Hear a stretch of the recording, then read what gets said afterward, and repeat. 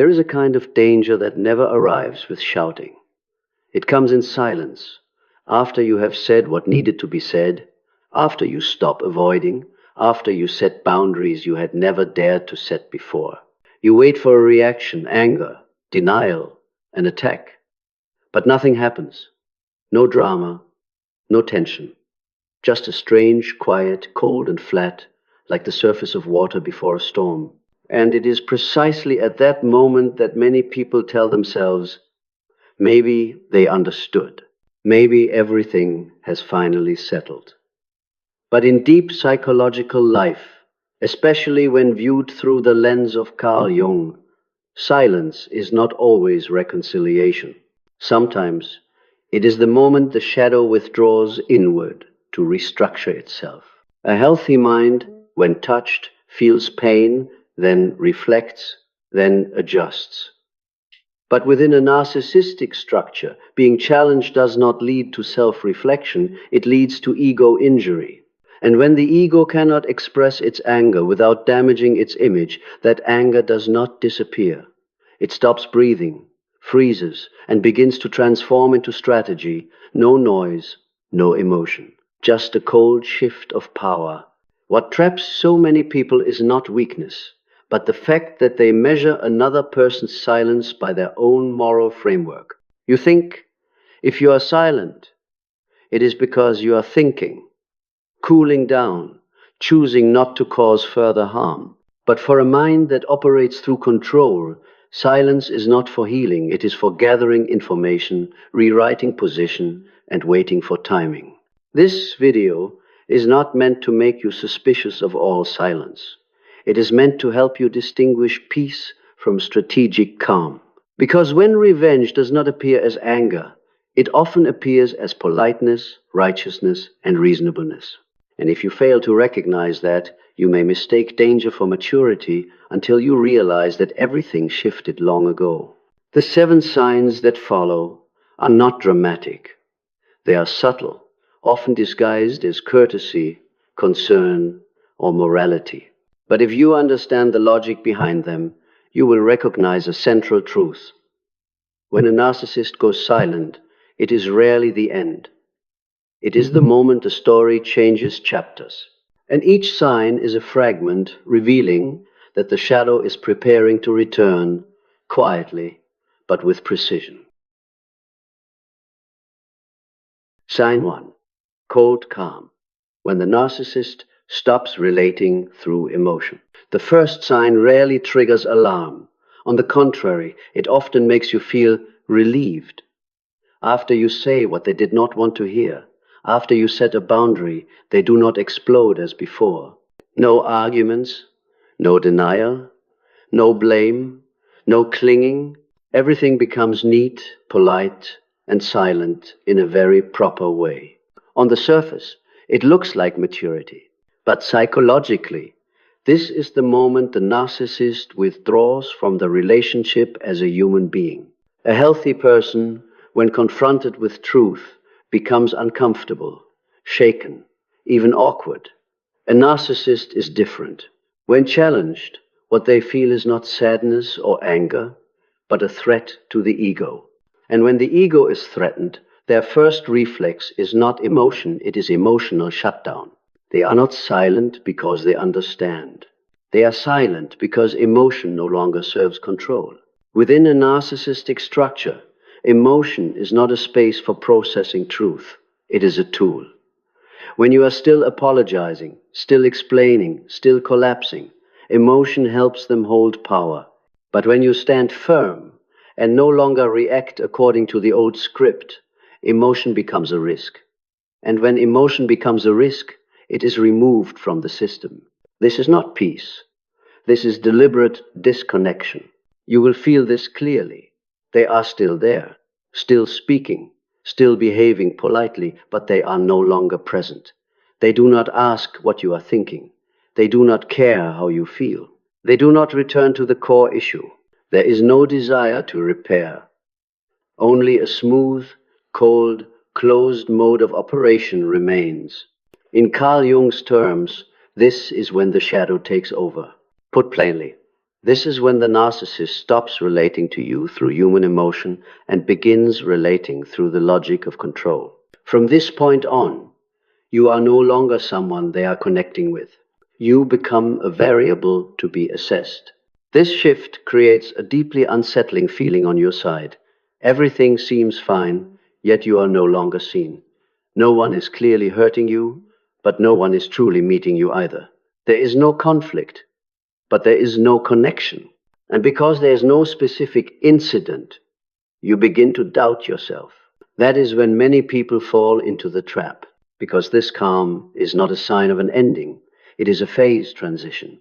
When direct confrontation no longer works, the narcissist moves into observation, evaluation, and power restructuring. Quietly, they are determining, do you still react? Do you still need them? Are you still within their orbit of control? From this point forward, every behavior, whether silence, kindness, or apparent maturity, is no longer random. It is the outcome of a system that has stopped feeling and started calculating. That is why this cold calm is always the first sign that must be read correctly. Not to instill fear, but to understand this. The story is not over. It has simply entered another chapter, one that is less noisy but far more precise. Sign 2. Rewriting the story. When the narcissist shifts from confrontation to perceptual control, if sign 1 is the moment they shut down emotionally, then sign 2 is when they begin working on the story. Not the story between you and them, but the story about you in the surrounding world. A narcissist understands one thing very clearly.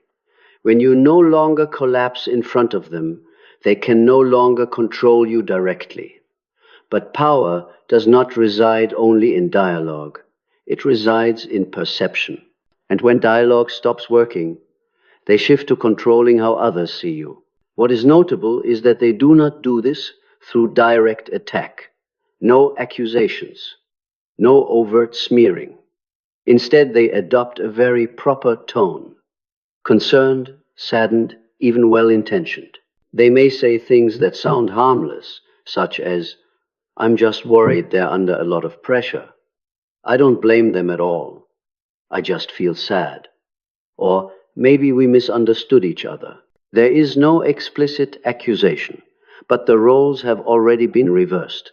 Through the lens of Carl Jung, this is the persona defending itself by editing reality. When the shadow cannot emerge openly, it hides behind a moral mask to preserve the image. The truth does not need to be completely distorted. It only needs to be selected, emphasized, and rearranged. Timing is the decisive factor. They do not rewrite the story while emotions are still hot. They wait until everything has settled, until you believe there is nothing left to guard against.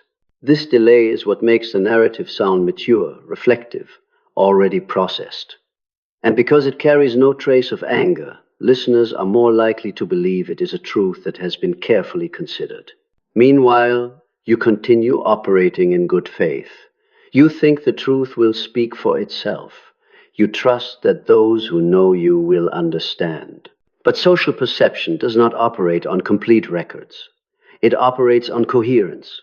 Whoever tells the smoother, calmer, more consistent story is the one who shapes reality.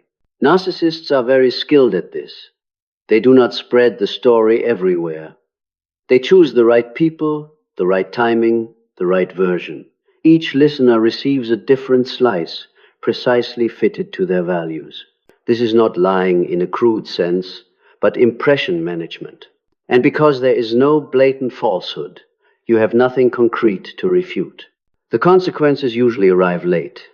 You begin to sense a shift in the atmosphere around you. More guarded looks, less explicit support, hesitant questions, unexplained silences. No one attacks you, but you are no longer automatically trusted as before. This is the most painful point for decent people. You do not know what you are defending against. There is no accusation to respond to, no specific lie to expose. Only a version of you that is slowly becoming reasonable in the eyes of others, and you only feel it once it has become solid enough to stand on its own. Sign 2 is not loud, it is not shocking, but it is extremely dangerous. Because from this point on, the conflict no longer exists only between two people. It has spread into the social space. And once the story has been rewritten for long enough, any reaction you make afterward risks being read as confirmation of that very story. That is why rewriting the narrative always follows cold calm. When a narcissist can no longer control you through emotion, they control the context.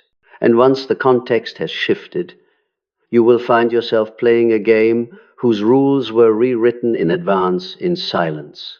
Sign 3, silent observation. When the narcissist turns you into a surveillance object, after withdrawing emotion, sign 1, and rewriting the social narrative, sign 2. The narcissist enters a quieter phase 1 that reveals a great deal about their nature. They begin to monitor you in silence. On the surface, they appear to have let go. No contact, no checking in, no interference, no displays of jealousy or anger. They may even seem indifferent, as if you no longer matter. Yet this very irrelevance comes with something deeply unsettling. They know too much. They know about changes in your life that you never shared with them. They reference details that feel private. They show up directly or indirectly, precisely when you have just begun to stabilize, just lifted your head, just stepped into a new rhythm of life. And when you ask yourself how they could possibly know, you dismiss the thought, because there is no clear evidence to name what is happening. This is not coincidence. This is covert surveillance. Within the narcissistic structure, distance does not mean letting go. Distance only means changing the mode of access. When they can no longer control you through direct interaction, they shift to control through information. And in their hands, information is never neutral. From a Jungian perspective, this is when the shadow stops trying to influence emotion and begins to locate and measure. You are no longer perceived as a human being with an inner life, but as a variable. Are you becoming stronger or weaker? Are you still orbiting them? Are you showing signs of leaving the old trajectory? And if so, how dangerous is that shift? They do not ask directly, because asking would reveal interest, and interest equals loss of upper hand. Instead, they listen through others, through social media, through accidental questions posed by third parties, through small fragments of information that are enough to assemble a picture. What makes this phase especially disorienting is the contradiction. They behave as if they do not care, yet they monitor with high precision. This misalignment causes you to doubt your own perception. Am I imagining this? And that self-doubt is exactly what weakens boundaries. More importantly, this observation is not meant to reconnect. It is meant to preserve power.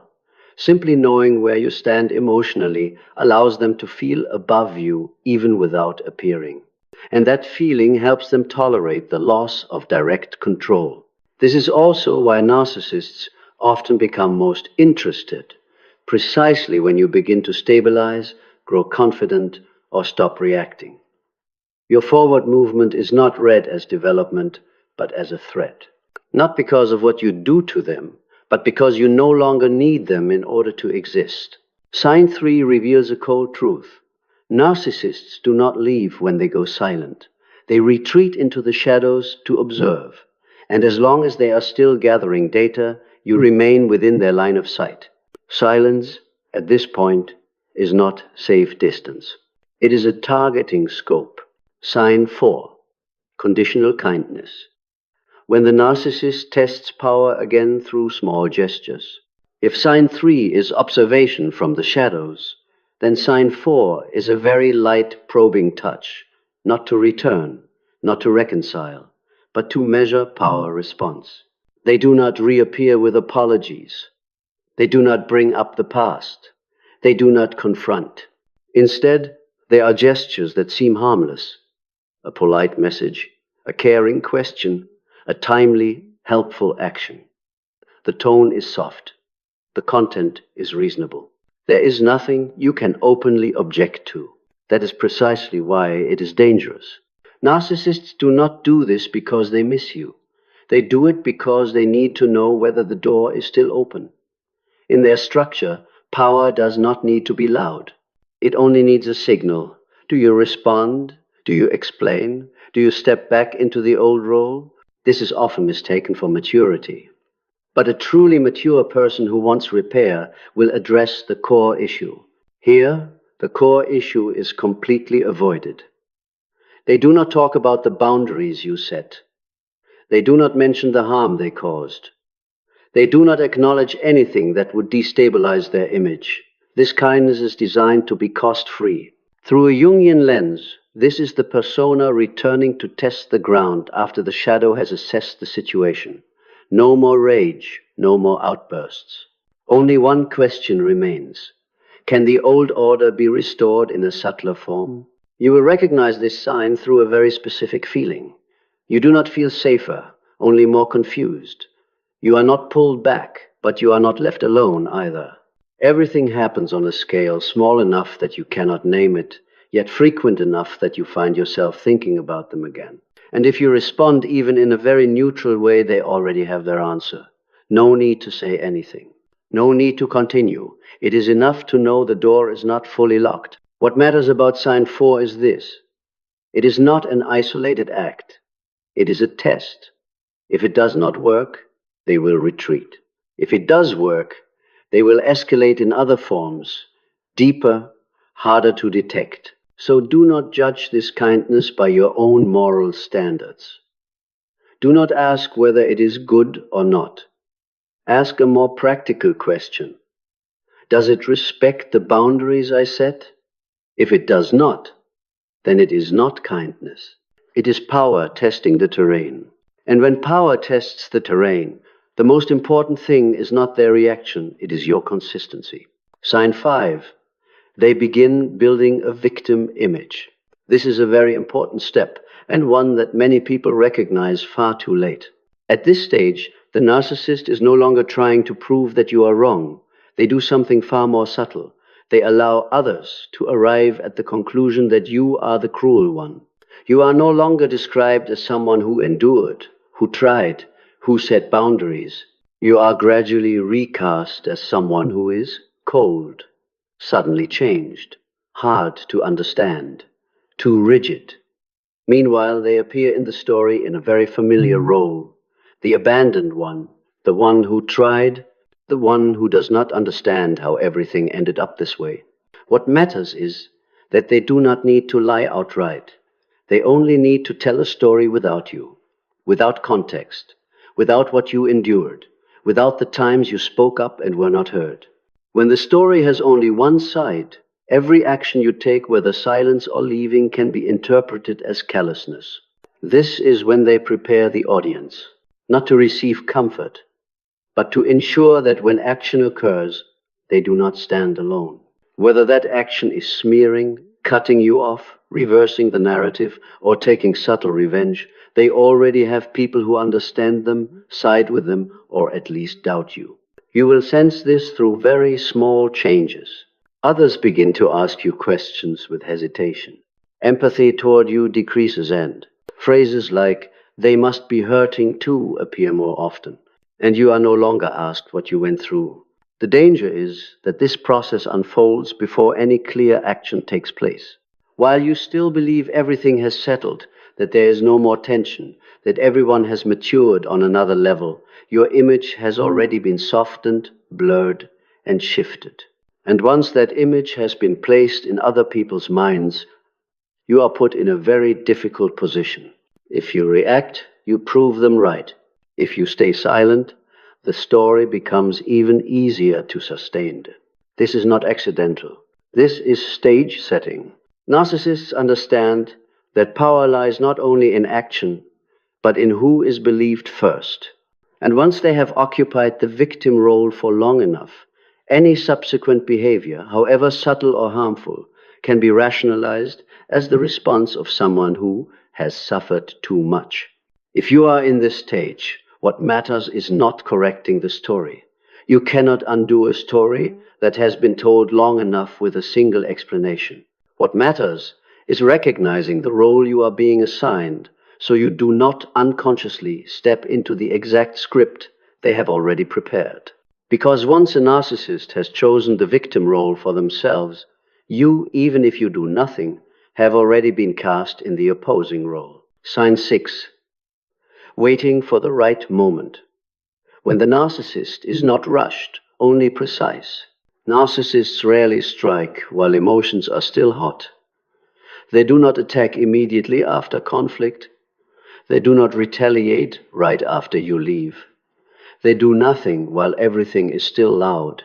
Urgency reveals motive, and narcissists do not do that once they have chosen silence. They wait. They wait until you are vulnerable. Not vulnerable from pain, but vulnerable from lowered guard. When you believe everything is over. When you allow yourself to exhale. When you are no longer defending. They wait until you are busy. When you have too many things to manage to notice small shifts. When you do not have the energy to react quickly. When a minor disruption is enough to overwhelm you. And most dangerously, they wait until you have just begun to stabilize your life again. When you have a new rhythm. When you are standing more firmly. When you are no longer orbiting them. That is not the moment they let go. That is the moment they confirm you have truly exited their sphere of control. This waiting is not passive. It is a form of preparation.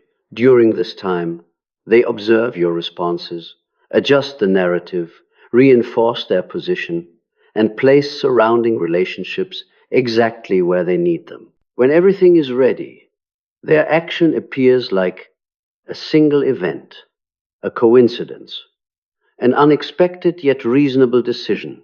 That is what makes many people fail to realize they are being targeted. The timing does not match the cause. You did nothing wrong immediately beforehand. You did not reopen conflict. Yet the consequence appears precisely when you least expect it. A narcissist's revenge does not need to be fast. It only needs to be well timed, not to hurt you the most, but to ensure you cannot respond in time. When you are vulnerable, you lack the strength to defend. When you are busy, you lack the clarity to read the situation. When you have just stabilized, that single strike is enough to knock you off balance without needing total destruction. This is why many people only understand much later that nothing was random. Not because they were unaware, but because the narcissist chose a moment outside their zone of vigilance. And when you look back, you will see a very cold logic. They do not need to defeat you in confrontation. They only need to strike when you are unprepared. Because for a narcissist, control is not an immediate reaction, it is precision that has waited long enough. Sign 7. Making you doubt yourself, the silent final blow. The narcissist's final act of revenge is not meant to hurt you immediately. It is meant to destabilize your inner footing. There are no more attacks, no more overt smearing, no actions large enough for you to clearly name as harm. Instead, there is a prolonged, simmering state that makes you begin to ask yourself, am I being too harsh? Did I misunderstand? Or was this partly my fault? And the very moment you ask those questions, power has already shifted back to them. A narcissist does not need to prove they are right. They only need you to stop being certain that you are right. When you begin to doubt yourself, you start revising your memories. You soften your boundaries. You replay your own words, actions, and reactions, while they no longer need to do anything at all. What is subtle at this stage is that everything appears reasonable. There is no clear evidence to convict them, no behavior severe enough to label as abuse. Only small fragments that make you hesitate. And because you are conscientious, capable of self-reflection, you do what they never do. You turn inward to examine where you might be wrong. This is not accidental. This is the objective. As long as you are questioning whether you were too much, you cannot be decisive. As long as you are uncertain, you cannot fully close the door. As long as you are searching for fault within yourself, you are still carrying them inside your psyche. And that is the most enduring form of control, requiring no contact, no presence, no further action. You simply continue doing the work on their behalf. A narcissist does not win when you are in pain. They win when you no longer trust your own perception. When intuition is doubted, all boundaries become unstable. And when boundaries are unstable, power still has a place to stand. Recognizing sign 7 is not about defending yourself with new suspicion. It is about ending the cycle at its root. You do not need to be certain that you were perfect in order to leave. You only need to be certain of one thing, that your experience is real and that you do not need to diminish yourself for someone else to feel intact. When you reclaim the authority over your own self-doubt, that is not when they lose. It is when they no longer exist inside your inner questioning at all. In the end, the most important thing to understand is not what the narcissist will do, but that you no longer need to monitor them. Because every silent revenge strategy a narcissist uses withdrawal, rewriting the narrative, triggering reactions, planting doubt, shares one thing in common. It only exists as long as you are still participating psychologically. Narcissists are not powerful because they are more intelligent. They are powerful because they rely on something deeply human, the need to be understood, to be validated, to have things clarified. But when you step out of that need, the entire structure begins to hollow out. No confrontation is required. No winning or losing. No need to prove that you are right. Only the refusal to keep living inside the questions they planted in you. When you no longer explain. When you no longer defend yourself in your own mind. When you no longer scan every small sign to understand what they might be thinking. At that point, their silence no longer carries threat. It becomes simply silence. No strategy, no power, no influence. This does not make you cold. It returns you to your rightful place, a person with boundaries, intuition, and the right to leave without a verdict or a confession. You do not need their acknowledgement. You do not need their remorse. You do not need their understanding, because the most important understanding has already taken place within you. And here lies the paradox. When you stop guarding against the narcissist's revenge, that is often when they lose all capacity to retaliate. Not because they have become better, but because you are no longer a place they can act upon. True freedom does not come from anticipating every strike. It comes from no longer being the battlefield. When you stand firmly in inner clarity, every silent strategy loses its effect. And that is when the story ends not with a loud crash, but with something very simple. They are no longer inside you.